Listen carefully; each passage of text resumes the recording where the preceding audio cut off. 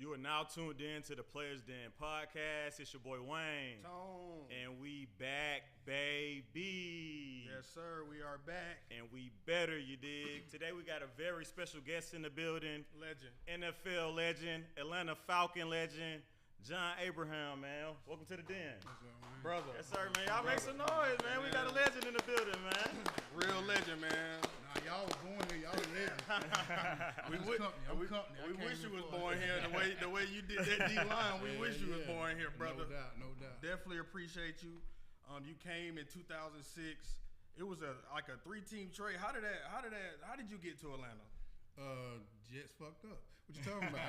Like facts. I just wanted you to say it first. Yeah, they definitely fucked up. Nah, but real talk though. Yeah, what happened? It was a scheme of things, man. I knew I was like no longer needed. If you see what your boy going through right now, Michael Parsons in Dallas. Like, man, Jerry Jones crazy. That thing. Even if you don't like what he do off the field, on the field, but on the field, he is that guy that you think going to sign that check real quick. But also, I was telling my friend, Dallas, they went through a lot of winning in the 90s. That boy spoiled. So he can talk trash to Dak. He can talk back because everybody would say they want these checks. They want this. I'm giving y'all this. Y'all getting hurt. My coach told me one time, the same coach when I was in New York, dude told me, I don't think you should have made the Pro Bowl because you got hurt. I said, what the hell that mean? Damn. I'm like, dude, how you going to feel? That's supposed to be your boss, man. This person you're supposed to look up to. So right. I knew like right then that I wasn't going to be there too much longer. Right. So when the off season came, I was like, shit.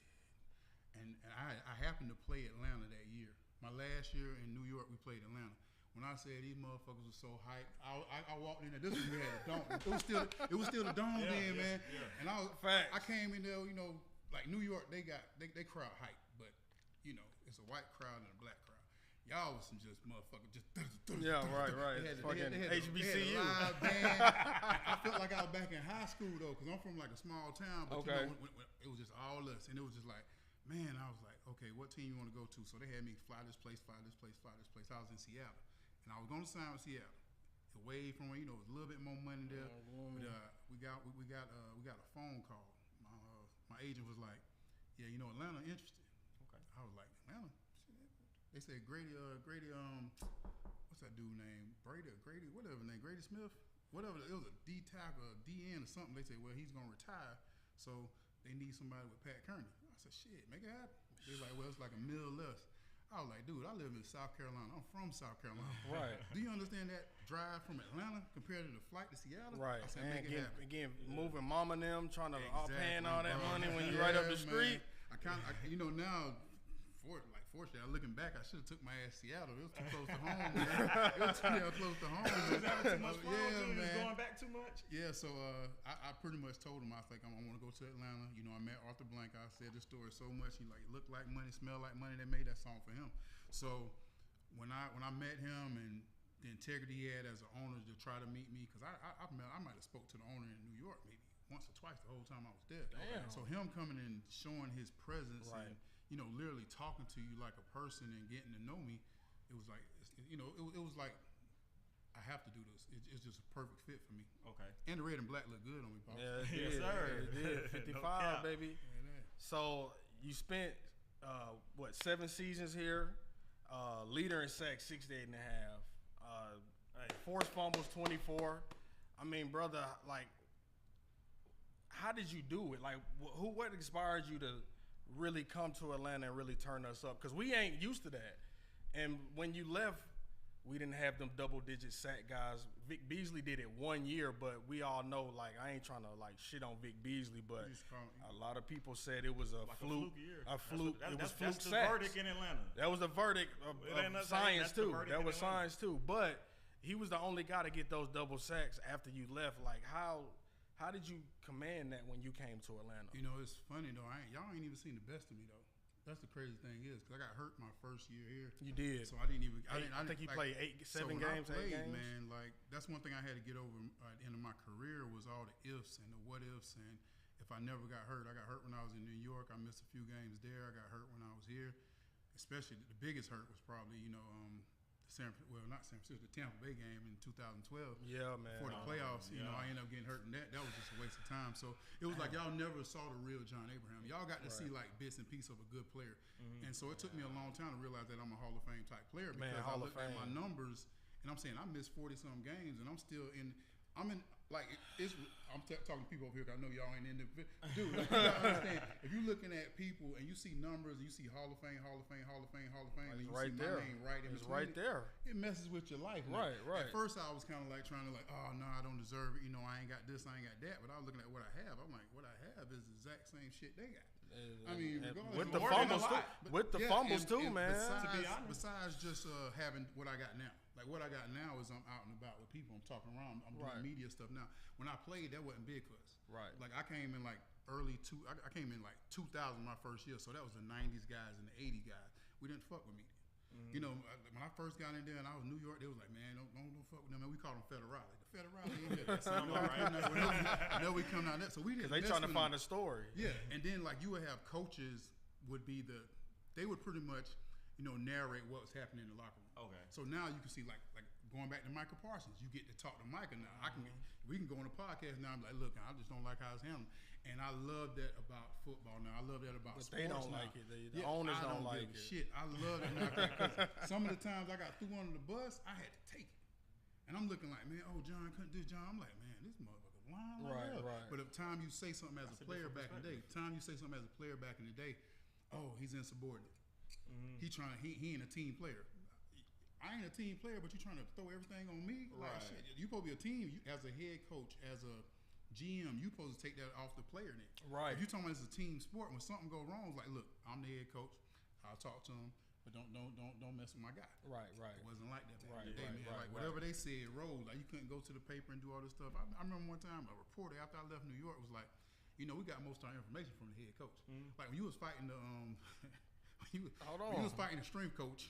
Oh no, no. And it came out that you was fighting the strength coach. We got that from. That came from internal sources. We got that from. You know who we got that from? I'm like, no, I do not. It's like, who you think gonna tell us? Like, who you think knew about? He didn't tell. Another players didn't say it. I said, yeah, you right. And it's like every time after the team meeting, he came right to us and like tell us a little bits and what was going on in the locker room. And I said, man, that was some scoundrel shit, man. Yeah. No, but I think you're a Hall of Famer. Yeah, I ain't gonna lie. Had to point that out. I mean, 133.5 sacks. That's 13th all time. NFL history. I mean, come on, man. Like, what are we doing? 12 mugs in front of me, bro. That's like, crazy what are we doing? Yeah, what NFL are we doing? History. 444 solo tackles. Like, bro, I ain't doing my life. My life was sacks. I ain't gonna lie. My life was sacks and turnovers. But you still, but that's what I'm saying. To be a sack man, you still was disruptive in the backfield. I mean, I watched those games, so I know what you did to Drew Brees. I know what you did to Chad Pennington. I know what you did to these guys because I watched these games growing up, man. Like, yeah, but I think the most thing was, like I said, for me was I wasn't in the media like that. Right. Y'all know about the White Friends. You know about the Jared Allens because they were media friendly. They love what they were doing. Some of them got Player of the Year. Some of them got some other accolades, especially Super Bowls. Super Bowls in this situation, really does help. It does. And like, let's say if I was on a team that progressed like that, but they never say that. Well, he was on. I ain't gonna say I was on average team. I was on. I was on teams. I was on defenses that I was the guy main time. For sure. Like I was the main guy. Like when I was not getting sacks, so I'm getting 26 to 30% of the sacks. And if I'm getting 13 sacks and the team got 26, that should tell you like, dude, this dude was doing his thing. You know what I'm saying? And this one person doing it. It's not like it's different if it's just like, oh, da. And I ain't trying to knock nobody I play with. I love everybody I play with. I would buckle my scrap for anybody I play with to be on the field with them because I love the game that much and I know I'm gonna make them better and they're gonna make me better. Right. But at the same time I might have been on the field on the D line probably with 2 Hall of Famers. Maybe Calais Campbell might be a Hall of Famer. And he should be a Hall of Famer. He should be. And I can't think of anybody else. Right. I can't think of anybody else. I don't even know about the Pro Bowls. I know Sean Ellis made a couple Pro Bowls with me when I was in Atlanta. Nobody. No, brother. Arizona. As a fan, you was the only thing. Hey, brother, nobody was doing it. That's why we really appreciate 16 and a half sacks in a season. Are you kidding me? Yeah. That's the Falcons record, by the way. And I ain't understand that. Like, making a Pro Bowl. This is what I'm trying to tell you about. Like, our media is not like that. Even with basketball. Like I was talking about Trae Young over here. Like even with basketball though, like we don't get that. you ain't saw how hard Trae Young had to fight to get in the All-Star game? Right, and it shouldn't be like that. They was just like, this dude getting all this. Like, Trae Young ain't never been to All-Star. He had to fight because our media ain't like that. It ain't like New York media. It ain't like, if you got somebody like, if you got a big face quarterback in your team, they're gonna pay more attention to your team. They're gonna see more stuff, so your players are more likely gonna get. So if you have that better media, like you see places like Dallas that always gonna have a lot of people in the Pro Bowl. You see Baltimore gonna be that kind of team now. Right. Baltimore should be that. Buffalo probably gonna be tough because they players, they all know Josh Allen. But they don't have enough. They don't do enough. They don't do enough in Buffalo. Certain places you ain't gonna get that kind of love no matter how good you are. Right. But back to what you were saying about you not making Pro Bowl that year, 16 and a half sacks. But then when you got 13, you made Pro Bowl, and then you had 11 and a half, you was a Pro Bowler. Yeah. So but it's like how they don't even it's not correlated. It makes sense. Is it because they just? It makes sense if you play the game. Like that season, I knew that Jared Allen was playing so well. I knew that Jared and Julius Peppers were those guys. Oh, for sure. And at that time, it was like my 16 ain't gonna weigh up to their names. Yep. And when it comes to like writing on cards, people gonna go with who they know. Right. Like Julius Peppers, John Abraham. He Atlanta. What Atlanta record is? But I mean, you got Julius and we're gonna go with them two. And also I was an alternate. That's how it is, and that's not that ain't right. But yeah, I was an alternate twice. That's the business. Like I'm saying, I was an alternate twice too. So I should have 7 Pro Bowls instead of 5, because there are a lot of guys that you see with these 9, 7, 6 Pro Bowls. They went as alternates. Right. And I'm like, understand. I need my 2. That don't count towards your career? No. So it's just 5. No, 5. No, I got 5 straight up Pro Bowls and 2 alternates with which the year that I went 16 and a half, I was an alternate. The year that I had 5 and a half. What was the number that year? I had 5 and a half the next year, and I was an alternate again because I think they felt bad. They felt bad. That's what it was. Yeah. So I was an alternate. They felt bad. One time I was a Pro Bowl, the whole time I was in Atlanta, I really had 2 alternates. So let's say if somebody was like, he ain't went, and I was hoping that Julius said I ain't going this year. Jared said I want to go. Yeah. So I could have got me another one in. You know what I'm saying? I want to pad my stats too. I could have had 6 or 7, but really, I'm saying if you're gonna tell everybody like the Pro Bowls, you gotta say 5. Like I made 5 and I had 2 alternates. So these guys that got 6 and 7 say they made 5 and they had 2 alternates or something like that. Make it look a little more real because you're saying 7 just because they went. Right. But you telling me that I had 2 too, so you need to put 7 on mine. Just say 2 alternates. I think you're not counting yours. You need to call. You need to be emailing Roger Goodell. No, if you go, let's say if this guy go to the Super Bowl, then it's an alternate. Somebody got to go. Right now, if you couldn't have made it to your tone, and somebody else had to come to your spot, you ain't getting credit for this. The alternate get credit. But let's say if so and so was like sitting here, like you ain't gonna say nothing about him on the show because he didn't appear, but he was the alternate. Let's say you need another guy to like, okay, man, Tone can't make it today. Okay. He come in, but then you have 2 alternates right here. Let's say that you have 2 alternates, and like boom, all right, Ken, come on, you get a boom. Ken come up, so he don't get credit because he went on the show, even though he was like right, which he should get credit because y'all call him up. Right, y'all called him. He should get some kind of credit for. Okay. At least our co-host that may have not been seen. Right. Right. Because we know he puts the work in. Bro, it's just too much politics. Like, bro, am I in or am I not in? Why is it so? Yeah, I got ABC plus Tom's. How do you think being on those teams when you were that guy? Because one could say in a different perspective that the offensive coordinators got a chance to really hit the film room and plan and prepare for you. So with you being that number 1 guy and still being 13th all time, do you think like if maybe you had a little extra help, you would have been maybe higher on that list? No, I think I wouldn't have been as great. Okay. When you by yourself, you're gonna be great. I mean, I don't care who you is. Like you can have a lot of people around you, but I might have wouldn't have had 13 and a half. I had somebody else getting 13 and a half. Right. He might have got his 7, and I might have got like 6. I'm like, shoot, my job was to be that guy. I always wanted to be that guy. Right. From high school to college, I always wanted to be the one that stood out the most when they played defense, especially in my position. Coming from college, I wasn't a starter, and I didn't like that. You know what I mean? The guy was an older guy. Back then we had a lot about, if he played longer, now it's just like it's not like that now. Now if a freshman good, he's going to like seniority. Right. Seniority. It ain't like that no more. I led a team in sacks all 4 years, like freshman year, sophomore year, junior year, senior year. And my freshman year, it was just like I don't ever want to be in this situation again. I don't like coming off the bench. Like I worked my ass off from Timminsville, South Carolina, to be a player, and I want to make sure people know what the fuck Townsville, South Carolina is, and put them on the map. Put them on the map. John Abraham, he from Townsville, South Carolina. Like, where the fuck is Townsville? Exactly, because I mean, dude, they like 900 people in my city. That's you know what I'm saying? So they more people in my condo right now, like the condo building, and in my city. Like, that's crazy. So you know, I have to give myself a lot of grace for how far I came, and and it's crazy because like the people don't understand, like especially for men, and I'm just saying this because of me. There's no damn playbook for this shit, man. Like all the stuff in life you go through, you think you got it. You know, people tell you this. You know, you look at somebody else and all that comparative stuff will kill you, man. You got to go through your own thing and never get down on yourself when you think, because if you don't know, you just don't know, man. You got to go through it first. This is all our first time living. Like regardless of where we want to know, this is your first time on this earth. So sometimes we get mad and say this ain't happen. Man, this is your first time. So like that's when I had to start giving myself grace. I be saying that all the time. Yeah, I started giving myself grace because I used to beat up on myself so much. Like, why I ain't did this? I get hurt automatically. I punish myself mentally, and I punish my family, or I punish anybody else that want to be around me by not being around them. Right. You know, oh man, I got hurt. I can't be around the team right now. I don't want them to see me like this. You know, I ain't doing nothing for them. Like, but nah, they ain't like dog. You gotta keep going through it. The man up between any situation and do it. That's no, real. in fact, that was a real down. That's real testament.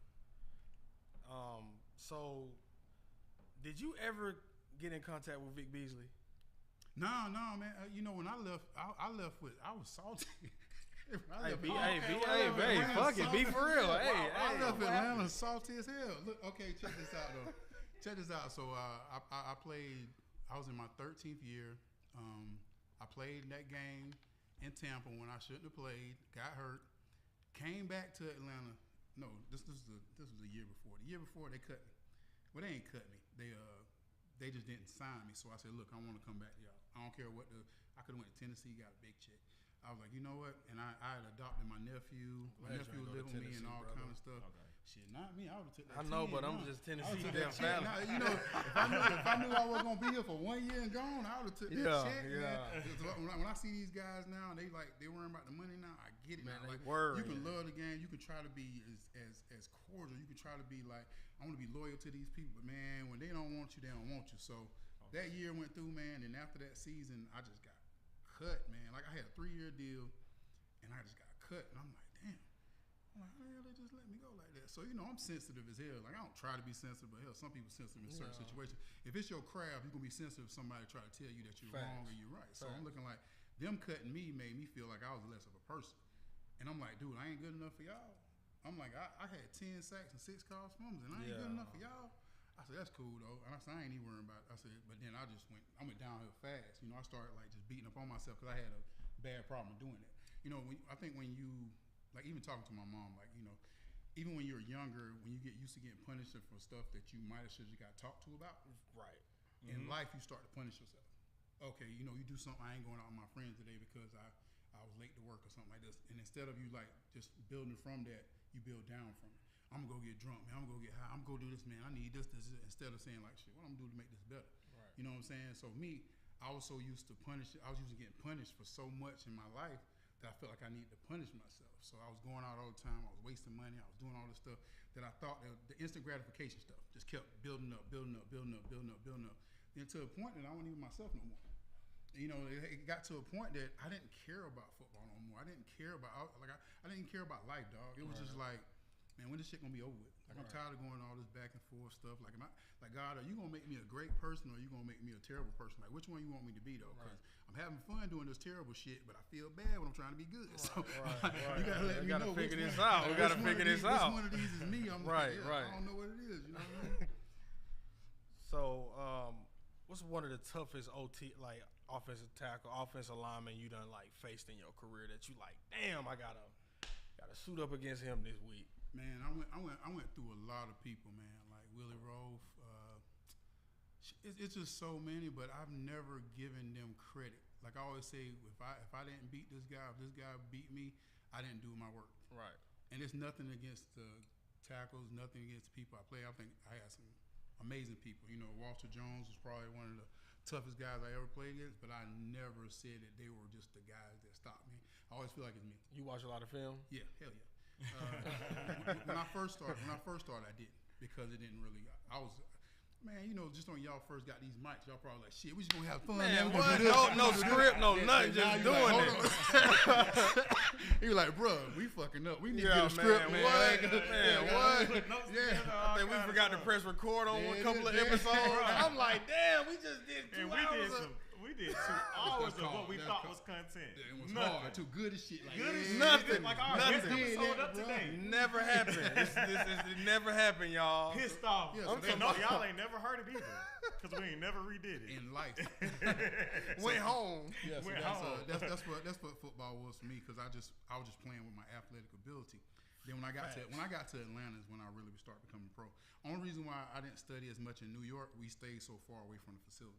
Like, facility in New York was so trash. Like, it was trash money records. Damn, like, when I said no, it was bad. No, H, he a Jets fan. Yeah. No, I ain't got nothing to do with they facility now 5'5". They, you know, I did my thing in New York too. Don't get it twisted though. Nah, we was in Long Island though, so it wasn't really a thing. But the facility was so bad, none of the players would really stay in. You ain't want to stay in it. Our facility was at Hofstra, so I don't know. Georgia State looked better. Georgia State looked better than y'all. But Hofstra was like a damn community college, man. I'm talking about, we was like literally on a college campus, but it was like you gotta look up Hofstra. Why would they do that? Like, professional team? Dude, this right here is probably bigger than this little spot we just walked in. Looked kind of like it. I'm dead serious. Listen, me just walking in here, I'm like, dang, dude. I promise you. Man, on everything. That's that New York shit, man. Anybody who played for the Jets, if you get somebody who played for the Jets between like 2005 to all before then, man, that jump was so trash. I was just like, wow. When I came to the league, I was like, dog, this cannot be the NFL. I'm like, this damn, Jets. Y'all think I'm playing? No, not now. I know. I'm just saying, like that's a Ooh. pro team. You thinking like best of the best all the time, forever. Then, like literally, then like down the strip, it was just literally a bar, a strip club. It was just one row, and it was Hofstra. They want y'all to turn. They want y'all to spend that money It's all on night. It's on the college campus. So Hofstra is right here. Hofstra is right here. Then you got bar. It's just everything up there was bar, and it was like when I say the facility was so. Like literally, this was like probably the meet. This was upstairs. Like you come upstairs, this would be the upstairs, and this is it. And this is an NFL team, and I'm looking like I can't believe this. Wow. So it was hard for people to really want to come back to the facility because it wasn't inviting at all. I mean, you had a big old fence in front. It was a trash fence. It was like everything was just so bad. I wish they had just an outline of it so I can show y'all, and y'all be like.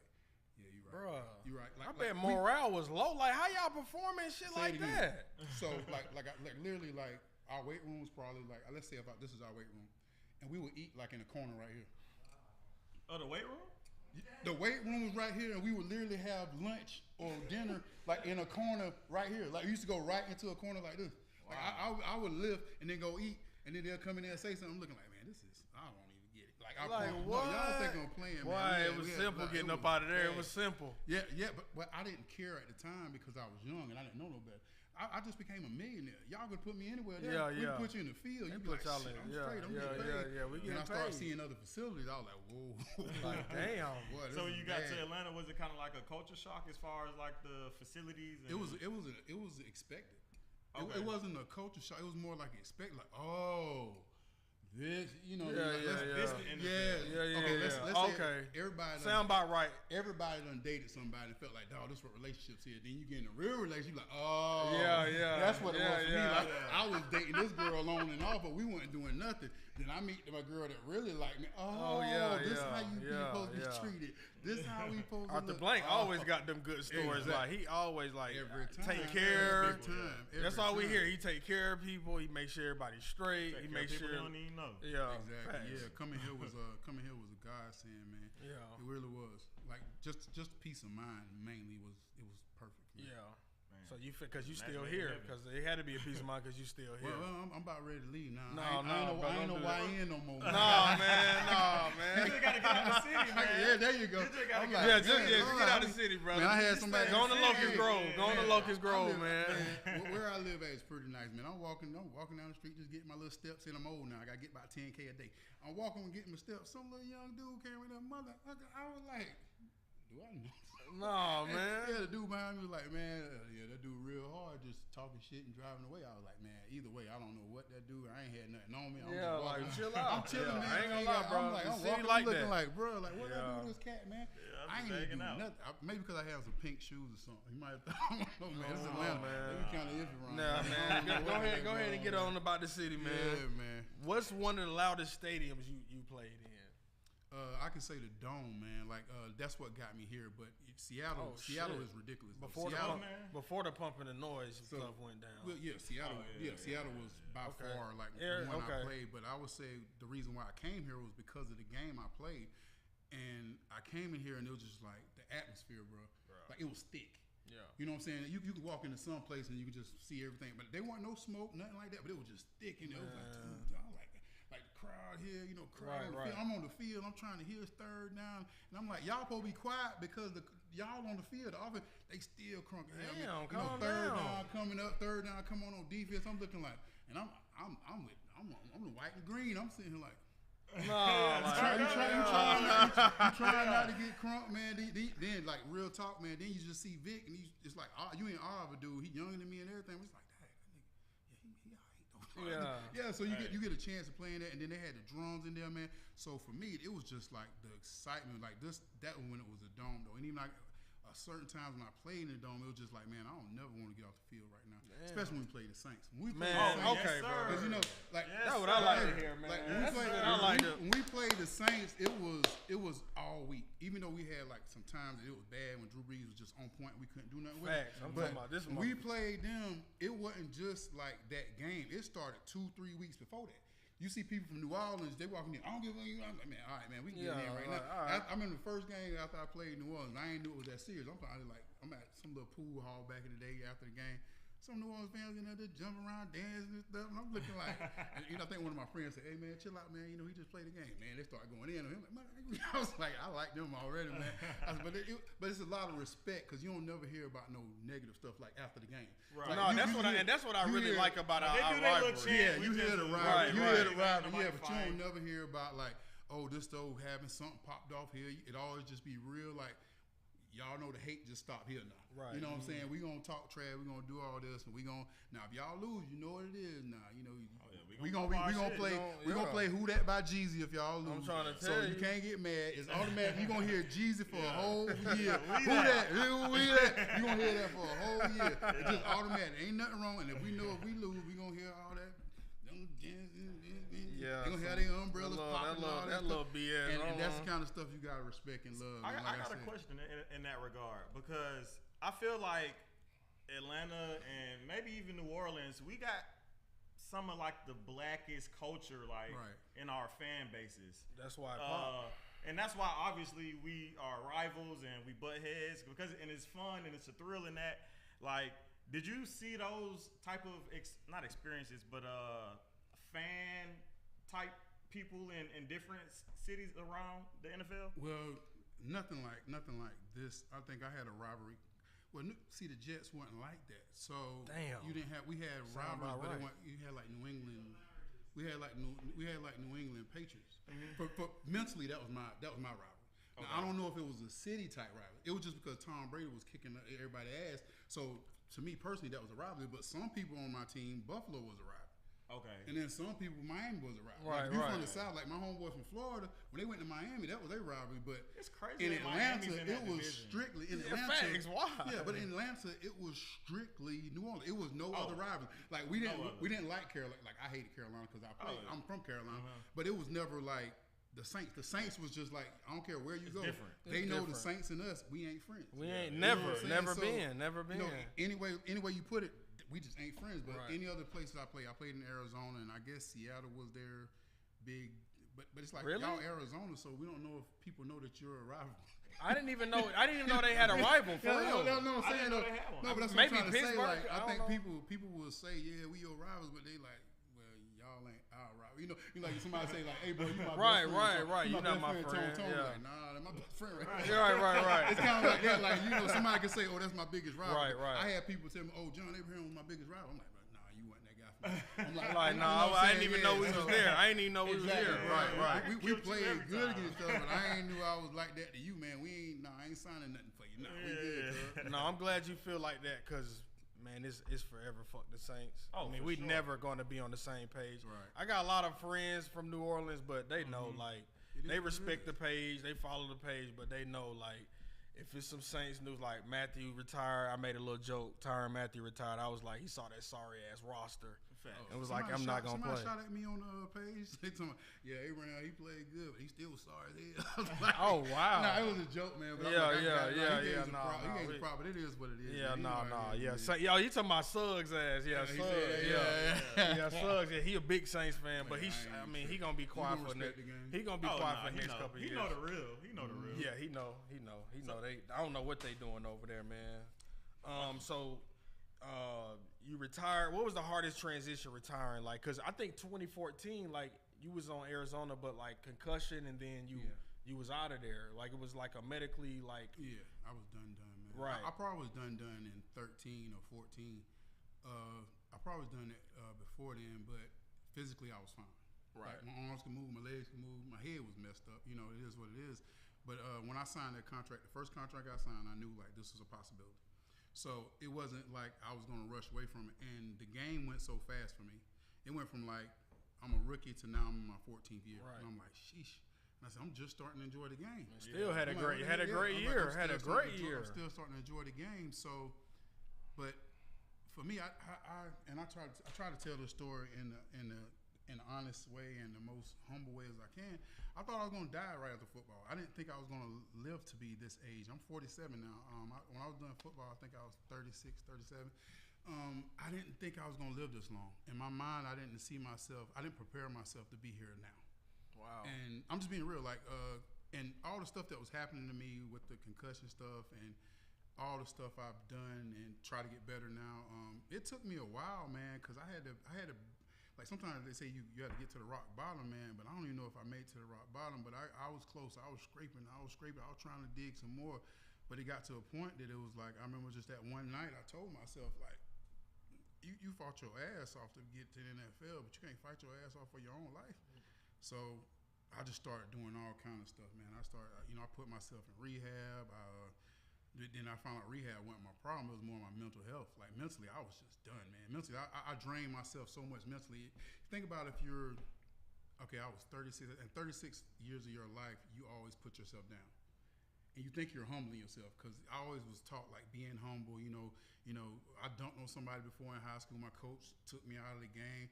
Act like you've been there before. You know, another coach told me I shouldn't have made the Pro Bowl and all this stuff. So I was so used to being humble by people. You know, my mom used to, I don't think she did it on purpose. My sisters, they did things, and instead of me like pushing back, I kind of like just took it. You know what I'm saying? If you don't know who you are as a child and you're led to believe a certain thing, you'll believe it. Like, people don't want to hear what you got to say. People don't want to do this. So, you know, I was just a quiet monster. So when I played basketball, when I ran track, that's where I spoke. That was my way of speaking. Like when I played football, that was my speaking. So we know all this stuff. All this stuff that like I said with the Hall of Fame thing. Now I have to be more verbal. I have to show like the people the stats, or I have to see this is the reason why I'm kind of at angst about this. I can't go on the field no more and show like a good spin move. I can't go and get a sack in front of this guy that you think is the most amazing. I can't do that no more. So for me, more now, I've learned to be a more verbal person, especially with my kids. When I'm having a bad day, when I can't make this or when I can do this, I tell them, and I don't feel bad now. When I was younger, I used to feel bad for telling people no, and it's crazy now watching these podcasts now and watching these screamers and everything like that.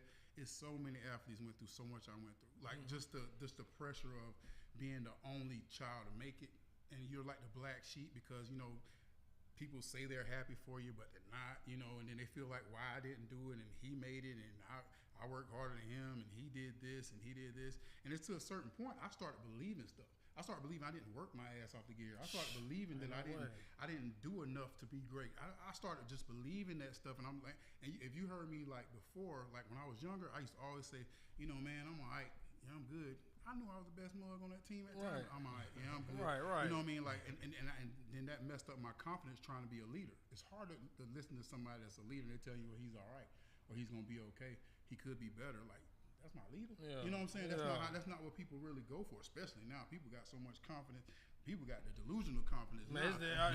it's the internet, man. That shit, man. It's the internet, man. I stay away from folks, man. I stay away from folks. The confidence be too high. It's delusion, man. It is. I know you look in the mirror and don't see what you talking about. Bro, they do, bro. Man, I don't know, bro. I got a question though. Like, cause it sounds like you done a lot of reflecting on your career and on your life. Like, do you go to therapy? Are you into that? Yeah, hell yeah. Now, you know what it is though?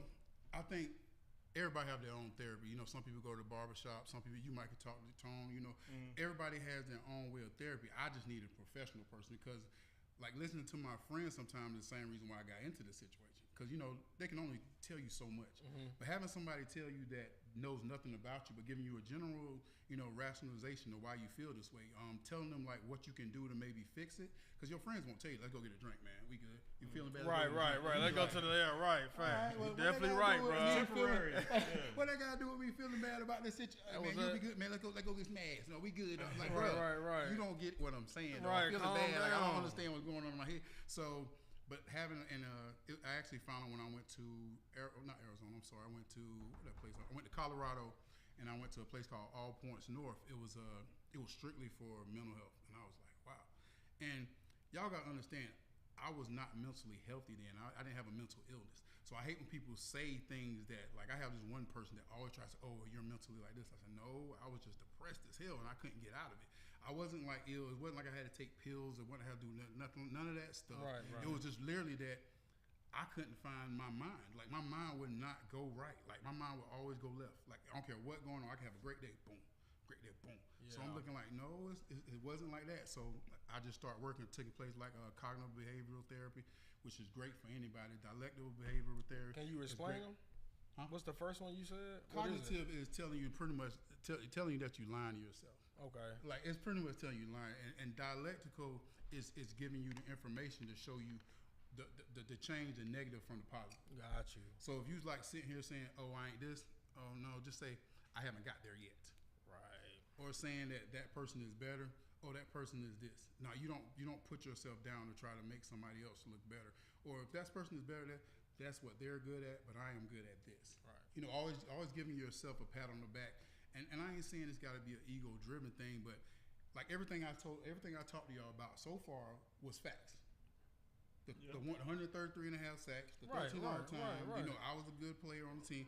Everything I'm saying is facts, so I can't feel bad about nothing. Right. Now, if I'm sitting here blowing myself up like, oh, I should have did, I ain't saying what I should have did. I'm saying what I've done. What we see, what we know. If I'm speaking facts and I'm just giving y'all the exact facts that coming out of this thing, I ain't making nothing up. I can't be mad at that. I ain't bragging. I'm just telling y'all the simple facts, and that's it. That's facts. Damn. Yeah. That boy, you a preacher. For sure. I ain't That's why I had to ask because the things you're saying is like preaching sermons tonight, I did a little bit of therapy. I'm like, hey, he preaching over here. Okay. That therapy help, man. Nah, therapy good. Yeah. It ain't for everybody, but it ain't for everybody. I did anger management in college. It's a form of therapy, though. Yeah, the anger management and like therapy is only if you accept it. Right. I feel like only if you accept it because it's not going to, you got to understand you're not going to get superly healed. Don't think that therapists is going to come in there. It's kind of like you'll see people like go to Betty Ford and think they're going to come out in 30 days. And, them courses take 6, 8, 12 weeks. It's got to be something that right, something that when people tell you stuff, it's something that you got to literally do in your life. Right. It's like if a coach tell you to shoot like this and you keep shooting the other way because you're like, oh, I'm going to shoot like this when I'm around him, but I'm going to shoot like this when he ain't paying attention. That's why you don't ever get great. But if somebody telling you something that they know that this will help you, I mean, you still like, you're doing it with them, but then when you hang that phone up, you're not practicing it. Just like when you were a kid, if you learn how to do this, like even doing this right here, you have to practice. What I told, Tone sent me you sent me the script, right? Yeah. I was like, hey man, don't have me looking the fool. Just go ahead and send me the questions because I need to know. And I'm just being real because when I get on here, I want to know like what we're gonna talk about. Because, you know, some people try to come up there like the same thing with therapy. If you're sitting here saying that I want this to help me out, you get it and you just put it here. Okay, I got the script. You know, a lot of people. Okay, what did that do, Jamarcus Russell? He was not. They gave the tapes, right? The tapes were blank. They gave. He said he looked at that's everything. That's what I'm saying. Whether they gave him the tapes or not, he still wasn't doing that. So that's what I'm saying. If you're not practicing it, ain't no point in doing it. Like you're gonna get on there and just like you get on there, you just listen to the lady. Okay. But if, okay, try this out. Like the first time I went to therapy, I promise you, I ain't do nothing. I just went to there and I kind of like, I'm gonna go home and be all right because I did this, so my 30 days be over and I'll be good. Came home, I was still in the drink. I was still not leaving. I was still not doing anything. I still had suicidal thoughts. So the second time I went, I said, ma'am, anything you want me to do, I don't care because I ain't going back home like this. Like anything you want me to do. So I did like a trauma egg. I wrote letters to people that I care about. You know, I unfiled a lot of stuff in my head that I couldn't control. I did all this stuff. But I continued to do it after I left. Like after I left, you know, I still had a big ass journal that I would write. And I look at my journal from 2020 or 2021 or 2022, and I still had suicidal thoughts. And I can't even read it now. I'm like, damn, I still was thinking this way. I was like, shit. And in my mind now, I can't even see it. Like in my mind now, I don't see how I was so bad. Right. But also reading that shows me that the work. Because I had told myself, like when I was in that hospital bed after that little weird shit I did, I was like, look, it took you 5 years to go pro. You played 1 year of high school football, 4 years of college. But you worked your ass off. It wasn't like you woke up and you got here. You're in the NFL. You had to work. So I said, I'm gonna give myself 5 years. I'm gonna give myself 5 years. And in these 5 years, if I don't do it, I'll kill myself. But if in the 5 years you get better, if you show any kind of signs of getting better, you're gonna stay here. And it'll be 5 years August 1st. Okay. Since I stopped. Since I stopped drinking and everything, it'll be 5 years. So yeah, so all that stuff, August 1st. So y'all got it like right. It'll be August 1st, be 5 years. And I'm still here and I'm cool. I ain't going nowhere. So I don't go nowhere. But I gave myself an ultimatum. I literally gave myself an ultimatum in that bed. I said, look, you ain't gonna do this. You're gonna stop drinking. I ain't been in a strip club in 5 years. Lordy Clark. You know how that is in Atlanta? So what you doing now? So what you doing? Well, being a hell of a damn father, man. I'm about to say your pay. That's all I see on the pay. Yeah. All that extra money is like going to them kids, man. Like, but that was another thing that I circled on my life that I want to get better at because a lot of times we just don't put effort into it. You know what I mean? Like that's really what it is. People, you know, think about like if y'all would have never did this, like if y'all kind of like kept talking about. Kept going back, we gonna do this, we gonna do this. Right. Never reached out to him, never reached out to him, never reached out. But now y'all doing it, and it's the small steps. It's not the big steps. It might look easy to some people, but they don't realize sometimes you don't turn the damn camera on. Right. You know, but that's all the stuff you got to do. So like even with me, like I have my bad days. Some days I wake up, man, I don't want to go outside, but I get my ass up and I go because you never know who you're gonna run into. You never know who you're gonna meet. Like it don't even gotta be nothing big to me now, man. Somebody can say, hey, and it'll change my whole day because I know the opportunity was there. But the opportunity ain't gonna be there if you sit there and beat up on yourself. And that's all I used to do. There's no way. Yeah. So most of the time I just even if somebody talk trash, do all this stuff, you gotta be like, man, that's water off a duck's back, man. I can't do this stuff. But it take people some time to you know to even fathom to even be like, okay, fuck that, like fuck what they say.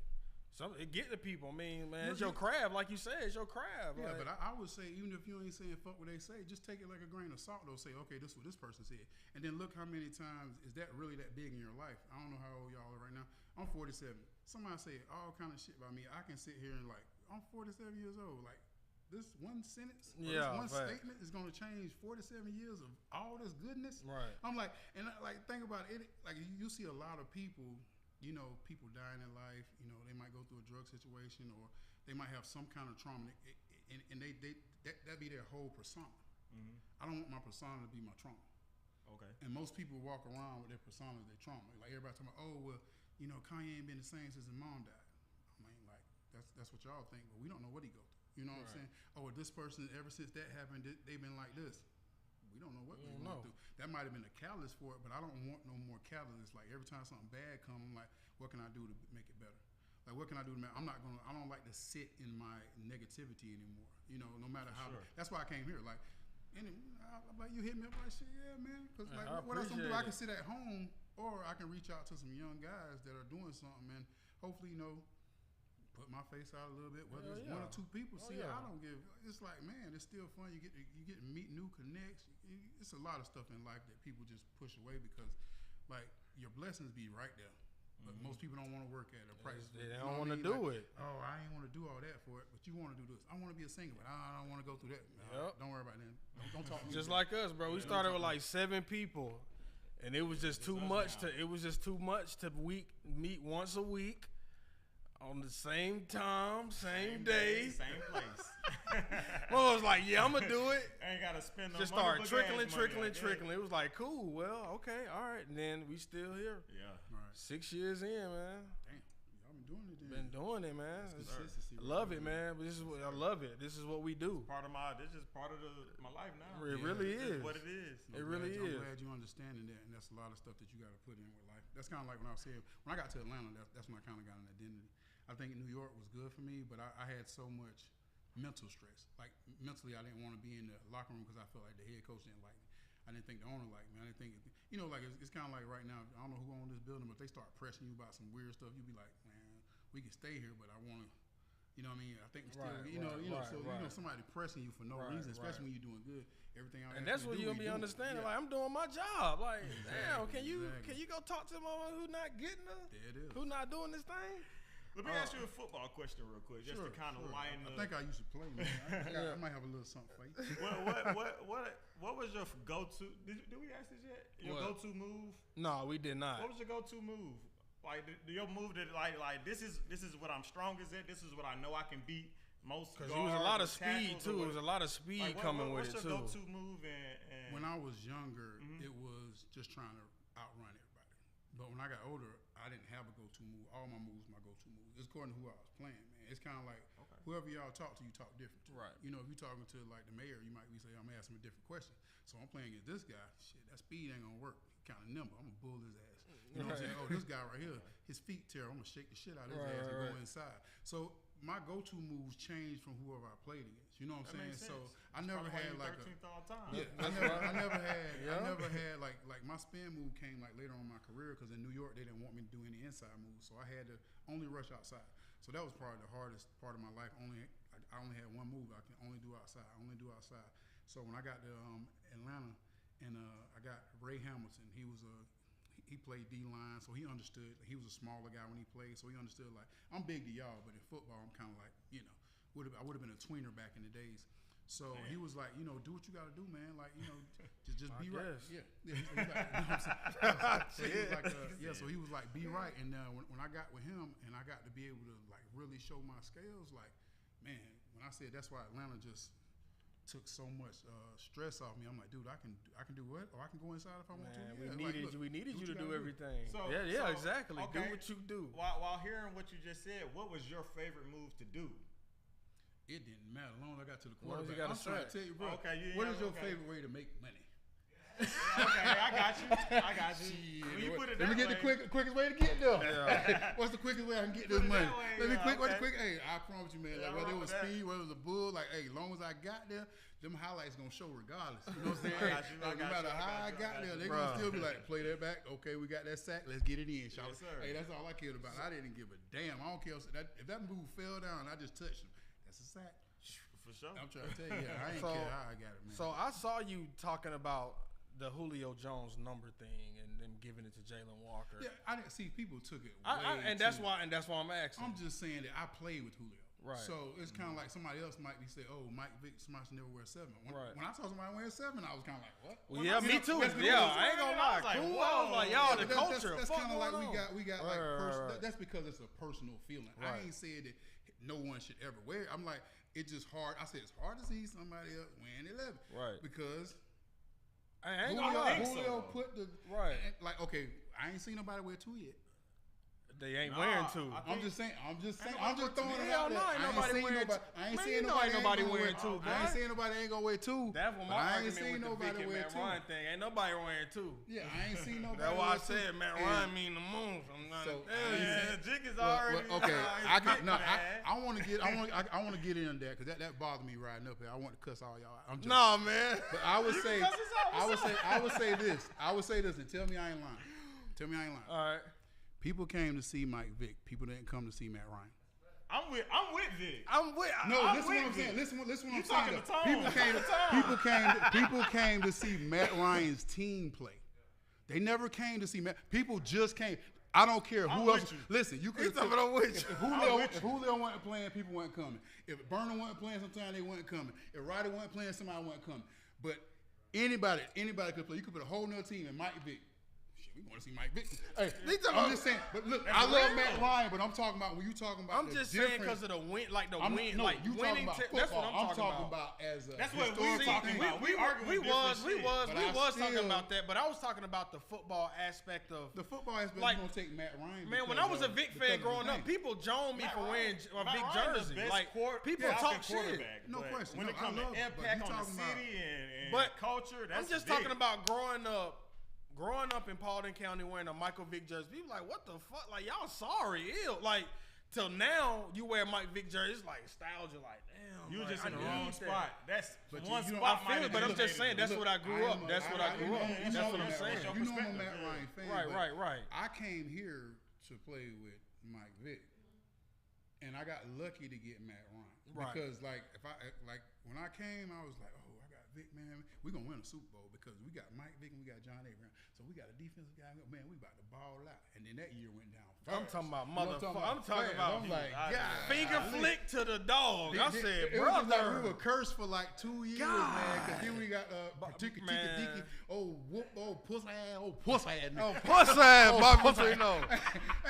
We got that mug. I was just like, oh hell! Like, what's going on? You talking about I already get traded again? I said, man, y'all please trade me. You was somewhere trying to else, get man. traded? Couldn't go nowhere. I was only my second year of my deal. I couldn't go Fuck, nowhere. John, you was trying to leave us? Everybody was trying to leave, cuz. We glad he left. When I say everybody was trying to leave, we got that dude, we was like, who the hell is, oh man. I said, why y'all got rid of Jim? Jim Moore was cool. Jim was cool. Jim was like us, man. Jim would sit there and have a conversation with you, talk, bullshit around, do. But then when it came to football, he got right back into that zone. Right. And I'm like, these are the reasons I came here and the reasons left. But then like Mike Smith came and it was like, okay. Yeah, I was about to say Mike Smith came in. He was a hell of a defensive guy. Yeah. And he was just cool as shit. I was like, dang, I needed this in my life. Right. The stress is gone a little. Okay, we good. Then, we got Matt and I was like, oh, the stress really gone. Right. Because Matt, came through that, his first Michael pass Turner too, man. First God pass. damn, bro. We just had him on the show, 2 weeks ago? Yeah, Michael Turner. All y'all boys, it just worked out for us. It was just a life, like a switch turned on. I wish we could have kept Matt the team. We could have kept our team from 11. We could have kept the main parts. I think we could have, I said this on another show, another podcast I was on. I was like, getting rid of me, getting rid of Turner, and getting rid of Dante was probably a really bad mistake.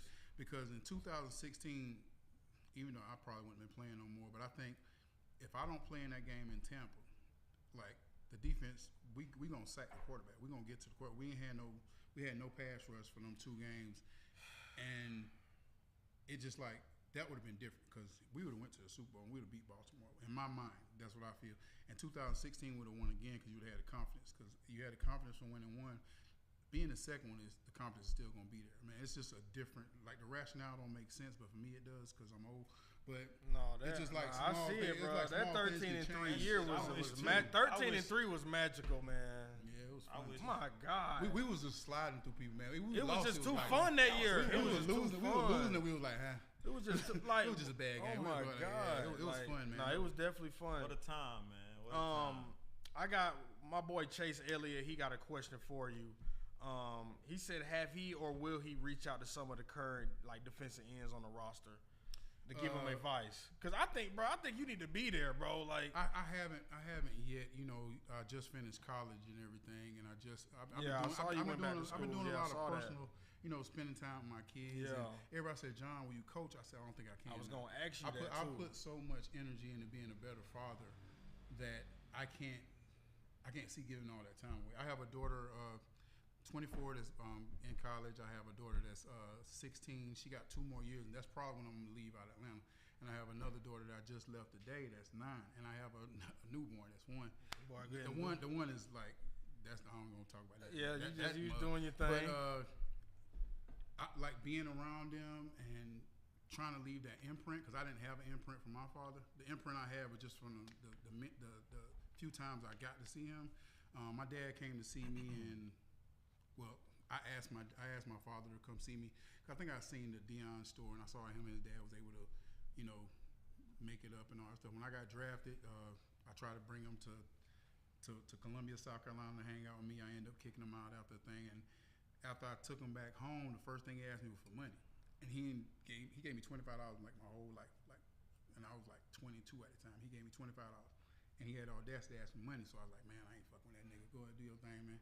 I'm going to just continue to live my life, man. Right. So then when I got to Atlanta, I was like 32, 33 or something like that. It was a 2010 or 11 season. And I told my cousin, because my cousin ended up living here. It's crazy. Ran into him in the strip club. Ain't that some shit? Sound about right. We from Timberville, South Carolina. Y'all Oh, no, that's too small. No, that's too ironic in Atlanta. Yeah, in Atlanta?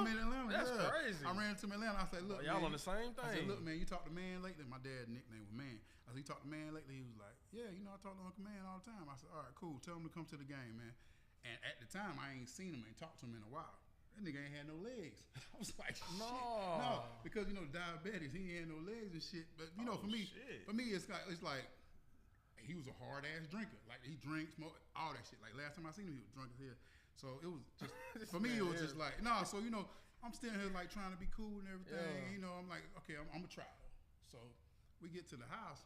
You know, I stayed like by Lake Lanier at the time. I hear somebody just screaming or something downstairs and shit. And I'm like, what the hell going on? I'm like, bro, what the hell wrong with you? Hey, man, you can give me some water? I said, nigga, you better get that water yourself. Man, no, bro. Hey, what you mean? That nigga ain't never gave me no water. Wait, you talking about this when this is my dad. His legs gone, man. Get your ass in that chair. No, man. Hey, bro, I'm tired of hell, man. Is he a grown-ass man? Is he a grown-ass man? He just in the chair. I ain't put your ass in that motherfucking chair. Don't see him. So I like, man. So I came and I told my cousin to come get the nigga out of my house. Because that's not how I was raised. I wasn't raised to be. Now he got out right after. No, my mom told me the reason why I didn't. My mom told me like later, like probably like when I was 43. She said the reason why I never babied you, the reason why I never, because I ain't want you to be a spoiled ass dude like your dad was. My dad lived with his mom till the day he died. Oh yeah. So, and I saw it, that first-hand shit, I was like, damn. And you know what clicked in your head? I'm glad that nigga went in my life. Like, real talk. Like, it sounds bad, and I see sometimes, I'm like, man, y'all better be glad that mug ain't around. Y'all think there's going to be a better if he there. Like, they try to make it so good. Oh, the guy was here. All right. Then you see that dude in the streets just like his dad was doing all that other stuff, and I'm like, man, so I got to be cool. You know what I mean? Like, even though it gave me a lot of self-esteem issues, like now, like, I'm still molding myself as a man. Like, I said it on before. When I leave this earth, I want my eulogy to talk about what kind of father I was. I don't care about those sacks. You don't got to say I'm a Hall of Famer and all this other shit. I don't give a damn about that. Because think about that was 15 years of my life. Yeah. So 15 years of life, if they all they talking about is football, like some guys, they going to have to because they did all this weird stuff. They going to talk about how they was all pro and all this and all that because outside they going to be like, oh, they can't say he ain't seen his kids. They can't say, well, he did this or he hit a woman or he did this. All this stuff that people do outside the game. So some people float just off their NFL or NBA or whatever, rap or whatever. They float off their careers, but their real life is effed up. And I'm like, no, I want my kids to come like, man, my dad did this. My dad was like, me and my dad did this. You know, my dad came to every game. My dad wears shirts with my face on. I want them to be aggravated by me, like literally aggravated because, like, bro, high school, college, I ain't never had nobody no games. Damn. Even when I was pro, and this all like reflection on my life. I was so used to like high school games. You'll have your family after the game. You'll talk to your mom, or you'll talk to your dad. Then you'll go in the locker room. I ain't never had nobody. So even in the league, I used to just go straight to the locker room. I never spoke to the other teams. I never talked to nobody. I would just run off the field. I was so used to doing it. So for a whole 15 years, I ain't never built a relationship with people outside. Like, cause I was so used to. Game was over. Shit, I'm going home. Because that's what they do. They talk, chop it up. I would tell a lot of guys, don't lose that moment that you can meet another player, that you can talk to another player, because when you want a Pro Bowl, when you want certain things in life, people like to see a face when they hear a name. Like, what is his name? I don't even know what that mother look like. I can read your name, but I don't see. I got a face with y'all name now, so when I say, oh, okay, I know. Right. Boom, so I can check his name. But they saying Tom, like, I'm gonna go past him because I don't know him. Right. But I was sitting with you yesterday, so check him. So that's what I'm saying. Like situations like that, if I could change, I would have been more visual. Okay. You know what I mean? I would put more into it, but I didn't even think about it like that until after I was done. I was like, dude, you was just still stuck in that mind frame that nobody was gonna be there. Damn. Real talk. Like that's really what it was. Like high school, nobody. Like my mom didn't like sports. You know what I'm saying? So. It was just like, but you kept going because usually people don't like when they don't have like support with stuff. Like I didn't want to go home, and I didn't want I was actually good at something. Like, and I told you before, like that was my way of talking. Right. Like my way of talking, like I was in school. I didn't talk in school. Like I was like an A student till 9th grade. In 9th grade, I was in all honor classes, but nobody wasn't paying attention. So I went back to where everybody else was. You know, them honor classes be boring as hell, man. Yeah, I had them. I jumped up out of my senior. I ain't even gonna lie. Senior year, I did it my freshman year. Advanced AP, what? Yeah, people joining you because you too smart. Had to get up joining you. My career was not trying to be deanless and go to college and become. I don't know. It wasn't. I was like, I don't even know why y'all did this. I didn't even know grades mattered to college. Go to college immediately. I didn't know it mattered. Then went to college. I didn't know grades mattered like that. I thought you could just go to college, man. But but then I ended up getting a scholarship. So I was blessed, man. I was meant to be here, and I got to start giving myself more grace. Man, more facts, bro. You know what I mean? Hell yeah. I'm glad you here today. I'm glad we here talking to you because we wanted to give you grace. Giving us grace and blessings with what you telling us. Since you been gone, brother, we ain't had nothing. We ain't had no grace. Hey, you talking about? Ain't been no grace. Y'all be good this year, man. You think so? Yeah. Them boys gonna be good, man. And I think it's good that they are together. Who do you think going further, the Jets or the Falcons? This year, I don't really care because I'm friends with both head coaches. Like both of them my brothers. I ain't gonna lie to you. Aaron Glid, I played with him in New York, as you know. And you know the crazy thing is, the coach here was like, man, when I said he wasn't a nobody, but he was like a water boy damn near. Like, he was just like a little scout with the Jets. When I came in the league in 2000, and now he's a head coach, man. That's so seeing both of them, it's kind of hard. That's crazy. It's hard. No, but that's usually how it is. Like scout, like it's always like a scout role type of thing. You become the head dog. Dude, I used to see him like, oh, and now like that's why I said it kind of messed me up because I'm looking like, dog, I played with this guy, and it's 25 years later. And look at the positions they in, and you just ain't doing nothing right now. Like, but not in a bad way. It's just kind of like, but it's crazy how if you just pay attention and keep building and keep building. Right. Because dude, like he literally was just somebody like you'll see every now, but he was just cool as hell. That's crazy. And now he like the head coach. When he got the head coaching job, I was like, crazy. Wow. Because it took me a little while. I said, I know that guy. It be taking years to become head coach, bro. Like, oh shit! Why do it take so many years to become a head coach? I ran into him. We had a Falcons fashion show or something like that. The Harry Douglas throw. And I ran into him. I was like, man, what's up? He said, what's up, Abe, man? That's definitely Raheem Morris. Yeah, but I was like, man, I'm like, dude, like, dog, how you do this? So he was like, man, you remember in New York we used to go? I was like, man, that's crazy, bro. So, all right, man, it's just seeing that full circle is just amazing to me, man. You gonna come out to training camp and man, we got to get you back home. I'll be in training camp, man. Like, okay. I don't have no problem. Like, I tell people I'll come for a week, but I can't do no job. Like, you pay me for a week or something, I'll come do that thing. But you talking about doing all that, I can't, man. Like, it's hard for me to sleep sometimes, you know what I'm saying? I still deal with that, but I get up and I go through life. I don't care. Like, some people are like, oh my God, you okay? I'm like, shut up. Yeah, I'm a grown ass man. Like, stop asking me stuff. I'm good. Like, what the hell you talking about? Yeah. Like, you don't understand that's the priorities of a man. Just because you see that I don't go to sleep don't mean I still ain't got to do my job. Right. Like, there's so much stuff that we go through our head that people don't even understand. Like, bro, you never be sitting here right now, like, have $2 in your tank and thinking that you ain't gonna make it home, but you still cool. You doing your thing. Yeah. Like, there's so much stuff. There's so much other stuff that we worry about compared to sleep, man. I'm gonna get my sleep sooner or later. I'm fine, man. As long as I'm doing all right and I'm making you feel good about yourself, chill the fuck out. So you had a celebration when you got sacks, right? Yeah. What was what? It was just basically mean I got you. It was something. That's not like I see you. Like no, like I mean I got you. It's just like I got you team. I got you fans. I got y'all. Like it's all on me. Put it on me. I got it. Right. You know what I'm saying? It was kind of like they said if somebody's in the military and like if I point at him, I'm like like showing where the people at. I got you, man. They coming. Whatever. So for me it was easy because I couldn't. I ain't no dance. Us doing we couldn't really dance and shit because they were finding I'm trying to now, tell bro, you. I'd have been that big. I'd have been getting it in now. I'd have been fucking two-stepping. I'd have been heel-toeing. I'd have been fucking this. Boy, I'd have been dug in. I've been doing all that shit now, boy. I've been getting it. Boy, y'all would have everything. I've been trying to go viral every fucking week. Every time I got a sack, y'all go, he's saucing on the head. I've been seeing your ass dance every week. Every damn week. 133 times I had a different day. I'm trying to tell you. But see, we used to get fined for doing that shit, so I want to get something that, I think even Jared Allen would, like, go to a knee and like, rope his thing and do it like this.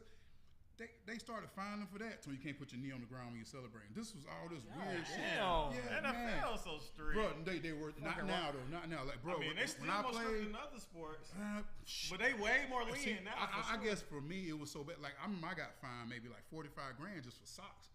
Like, cause God damn, can I take this? Can I take them back and get a receipt and get my money back? I do want my money back now, cause now they don't.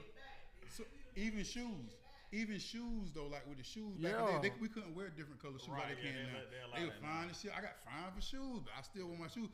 Like I do believe if you're comfortable, you play better. So I had to be comfortable in some situation. Now if it's like my mom had cancer, I'm wearing these shoes. I don't give a damn what y'all say. Y'all can take that check, but I'm wearing these shoes. Now if it's different, I'm trying to show off. So certain things, I'm gonna wear this shit like I want to wear. Like, y'all gonna get, but like, weird. Like now though, these guys. I was talking to a young guy from Detroit. He played for the Lions. He was just like, man, why don't y'all let us have fun? I was like, boy, if you don't shut the fuck up.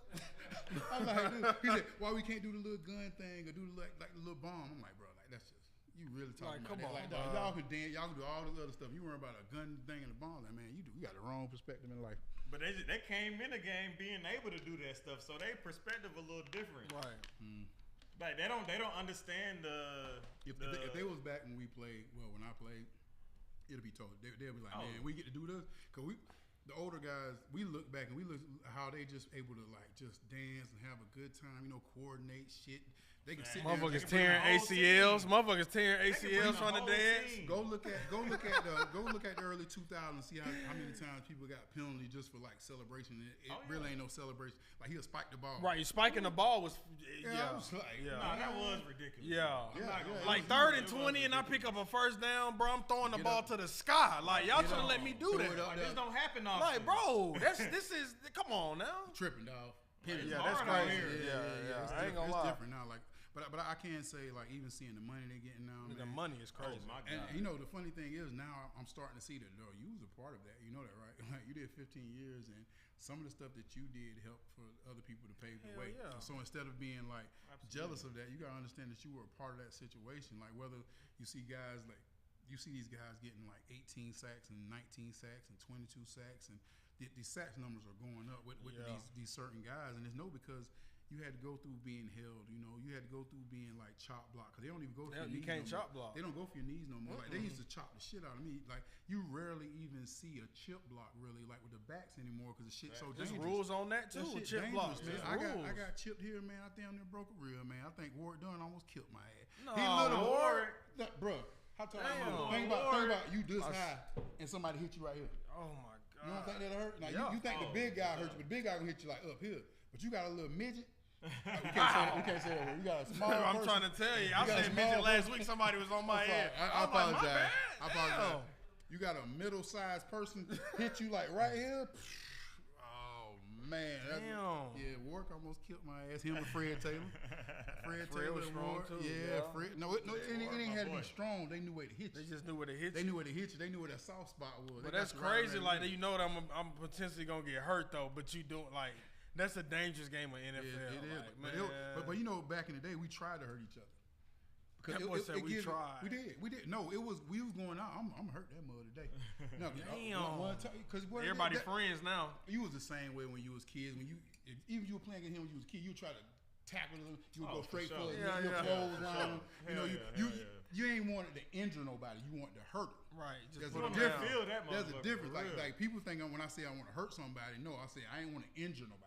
But I want to knock you out the game. Like, back then, getting somebody a little concussion, knocking the air out was kind of cool. You know what I'm saying? Like, oh yeah, he came back though. But so yeah, I went out there. I wanted to hurt people's feelings. Like when I got older though, I just wanted because I ain't really care about like knocking nobody out the game. Then it was just like, man, how can I shake this dude? How can I embarrass him? How can I get the whole crowd to say something about me and nobody else? Okay, I know how to do that. Crack them. I know how to do that. I got one more question. I did too. Yeah. Do you think the Falcons should retire your number? No. Especially after Julio and Julio and Mike, I was like, hell no, I don't deserve it at all. Sack leader all the time. You think somebody gonna get out? Like, I think Cliff still got it. They did some kind of numbers thing. They gave it to somebody else, but I'm like number 2. But I don't think. I think number 1. Humphrey. I think Humphrey's got Claude Humphreys. Claude Humphreys. They got Claude. Well, in their bio, they changed the Claude Humphreys because I think he was around 100 some sacks, 100 some. So I think they changed it. Okay. Trust me, I've seen stuff don't bother me no more. I was like, man. That's news because I did research. They don't have him. I ain't. If you look now, like if you go to like the Falcons thing, I think they got Claude first and they got me too. But most people still think I'm the leader, and I'll take it. So I don't ever really. I didn't even know they did that. Yeah, I don't never really change it because I'm like, it is what it is. That's weird. I didn't know that. It's kind of like when I retired, I was number 9 all time, and I think I was the all-time leader in forced fumbles. You are. But no, I'm saying all time. When I think you retired, tied, right? No, I'm number 3 now. Okay. But I'm saying at the time when I retired, I was number 9. But you know, it's 10 years now, so you got people that played longer and had more games passing me up. And so now it don't look as amazing. And it's adding a game on the season too. It don't look as amazing now. Right. So you know, hopefully, it's got to come to a certain point that I can't worry about it. You know, it is what it is. Only thing I do is do what I'm doing now. Talk about it and give people the most information they can know about it. So if they're wondering, oh, like why isn't he? We don't know either. I'm surprised that you don't have a gold jacket, brother. Very surprised. Yeah, me too. I'm sorry. Man. I'm surprised. I got some other jackets in my closet. Yeah, but we waiting on that one. Well, I got one more question. So I think you played in like one of the best eras of the NFL, because that's what I grew up on. You know what I'm saying? And it always more sentimental to you as a fan. So like who you played against some great offensive weapons, both quarterback and other weapons. So I just want to know who would you say was the best quarterback and then like skill position player as far as tight end, wide receiver, running back that you played against? Man, it's tough to I played with Hall of Famers and the stuff that you're talking about is stuff that I'm just realizing, and I know it sounds bad, but I'm just realizing, you know, I played with Curtis Martin. I'm just realizing I played with Larry Fitzgerald. I'm just realizing, like, I played with Matt Ryan. Right. I played with Mike Vick. I played with Julio Jones. I'm just realizing this after I'm done. Right. Like, because I was just in the moment so much, and I've always been a fan of football. Just like, but then it's like, you see me now, you just John Abraham. This is John. Like, the Abraham fall off. It's just John. Like, that's Matt. Like people say, oh, Matt Ryan. Man, that's Matt. Right. You know, no, I'm serious. Like in my mind, but then, like, looking at, like, when I retired, like now, because I didn't watch football for like 6 or 7 years, my mind couldn't do it. But then I start watching now, and I'm looking like, dude, I played against Peyton Manning. I played against Peyton Manning in college too. I'm like, shit, I played against him. I'm like, dude. So I'm watching him, like, dude, I played against Jamal Lewis. Like all these, like Cam Newton. Like Cam was nothing to me, and not like saying that he was nothing. Like he was still Cam Newton, but. When I played Carolina, he was just Cam Newton. Like Cam, like I'm going to knock the shit out of that. You know what I'm saying? I didn't care about, but I'm like watching Cam on TV, and I'm like, dude, I used to tackle the shit out of that mother. You know what I mean? Like watching Drew Brees, like I played against Drew Brees, like wow. Like I'm like, dude, like now I'm looking at my life and like, dude, what can you be mad about? Like you played with you played against, or I played with Patrick Peterson, man. I played with, you know, Asante Samuels, man. Yeah, I played, you know, Hall of Famers, bro. These are Hall of Famers. Lloyd, bro. I played on the same team.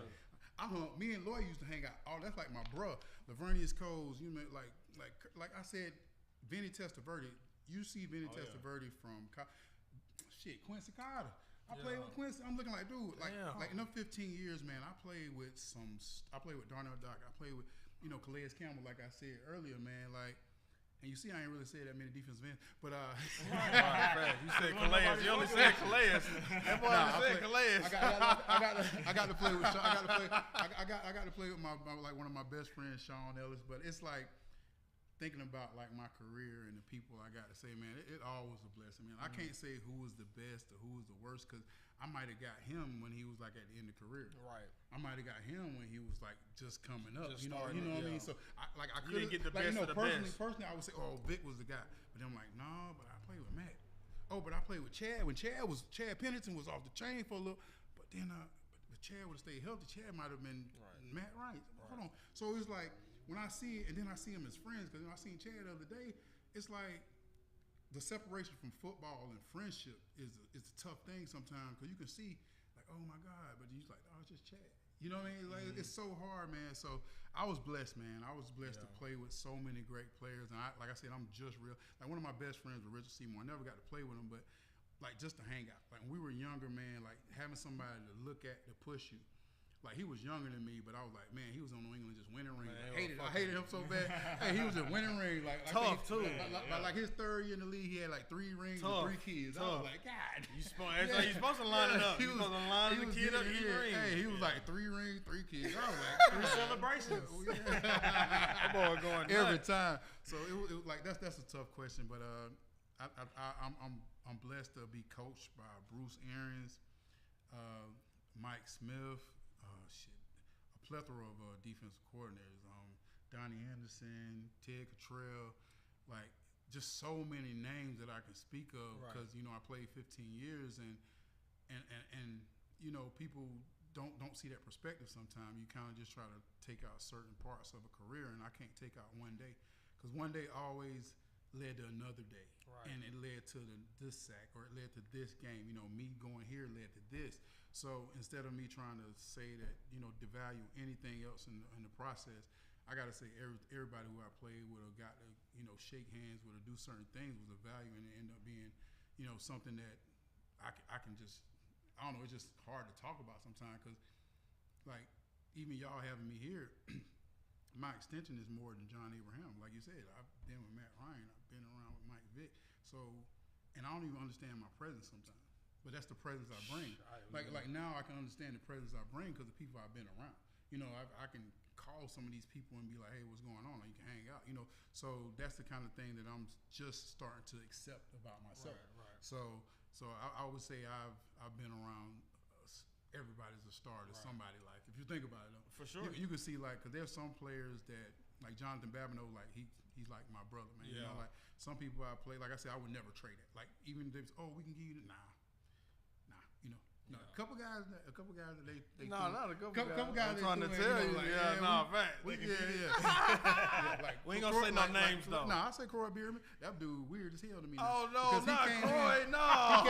He came in like one of the coolest guys, man. And he turned Hollywood so bad, man. Croy? Oh, that's because he was on TV and shit with his wife. Man, I think I ain't saying it ruined his career. I thought he was gonna be. Yeah, he was on TV. He was on TV. I thought he was gonna be one of those players. Me too. I think he gonna take my position because he's gonna be. But then it's just like he'll be in the locker room just on the phone all the time. Like, and then I think what hurt me so bad though, my last year in New York, and I don't know if they did. I'm sorry, in Atlanta. I don't know if they did this on purpose or not. But Croy had his own coach, and I'm like, he always was hanging with all those black guys. Why he got his own coach now? I was like, literally, we used to go in the coaching room. And they used to take Croy, and they thought he was a superstar type shit. I don't know. I think they was trying. I don't know. I don't know what was going on. We didn't know. Like you gotta understand. You got younger guys. You got everybody in the room, and then they taking him to learn position. And I'm like, I don't understand what's going on right now. We ain't never had this because. No, I'm serious. Like I didn't understand it. It was confusing to me, and I'm not trying to call. I'm not trying to call nobody out. I'm just saying that's literally what happened. And me being an older guy, I'm looking like I would hate to be a young guy because it would feel uncomfortable that they taking him out of the meeting, whether they teaching them special teams, football, or whatever. It's like, how does he have his own coach? So I never liked that part. That's one part of one thing I didn't like, man. I'm gonna say it. I'm sorry, Paul Warlow wearing your number. It didn't bother me. It did bother me though. You know, I talked. I ain't gonna lie to you, brother. I talked to somebody. It bothered me. I would put it like this: it was uncomfortable, but it didn't bother me. You know what I mean? Like it was. I got cut, so I already felt like if once you break up with somebody, you see the girl with another dude, you don't really think about it. You know that's kind of like she dumped me, so obviously she don't give a shit. Yeah. So when I saw somebody with another number, I was just like, oh shit, like just add a little fuel to the fire. But it was shocking. It was shocking to see it. And then you go to Arizona and then ball out, ball D fuck out. I was just confused, bro. I didn't understand the business part. See, growing up as a kid. We don't know. I'm not watching ESPN and really understanding what they really saying. Yeah, you know what I'm saying? We're looking for highlights. Yeah, you know when you get older, you just understand the game more and more and more. Understand it. Back in the day, people used to get mad seeing these big ass deals. Like, you know that, man, you making all that money and you now they like, shit, get your money down. Right. Now everybody they understand. They understand you because I'm next. You got this owner making $1 billion a year, but he only spending like less than 1% of it on the team. Mm-hmm. Come on now. Yeah. So now you see these guys getting $200 million deals and people like this. And I love to see it because I don't hear nobody talking trash about it no more. I used to hate that junk, man. You making all that money and you don't want to do that. Damn. Dude, you understand that I'm like the best person right now and I'm only making this and this guy's making this. Like if this guy's making 10 and this guy's making 5, but this dude's doing way better than this guy, you're going to feel some type of way when you go to work. You know what I'm saying? Right, like, it's work. People it's performance based. Now, every work is performance based wherever you at. So now that you see that they have an open environment for athletes like me and everyone else to come and speak on the reason why they felt a way about this money, or they felt. You see how many stories have changed. Like even Ricky Williams now we feel bad for. Yeah. Like when Ricky Williams was playing, when Ricky Williams was playing, everybody was on his just like, ass, "Oh my God, man. he choose weed over this. He choose." But they didn't know what he was going through. They didn't know the mental side of. They didn't know therapy. They didn't know about that shit. If he was playing now, it wouldn't have been an issue. It wouldn't have been an issue. They don't even check no more. No. They check, but you got to be just stupid. I'm saying they don't check for weed, right? Yeah, I think, but you got to check fail. You got to fail Right. a lot. You got to like fail. You got to do. You might have some. And most guys only get like tested like once a season. Yeah, so that's why kind of why they felt like it was a problem. Like if you only get tested once and you can't pass. But we didn't know that. We didn't know the back end story of it. Why he was doing what he was doing. Yeah, but then the mental stuff he was going through. So right. like for me, like I couldn't smoke when I played. I don't smoke now. I just don't do anything. But I smoke hookah maybe.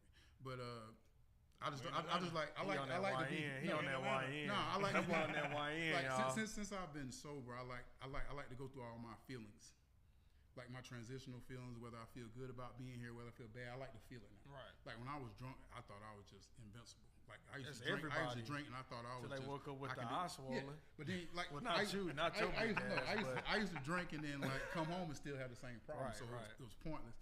But now I like to go through my whole emotion spectrum. I like to feel this, I like to feel this, and everything like that. But I think if I know a lot of guys that would have had great NFL careers if they could have smoked. I know guys that like, man, I got smoke, and I never understood why. Like, man, I ain't even smoked today, man. I'm like, dude, how you failing the test, bro? You tripping.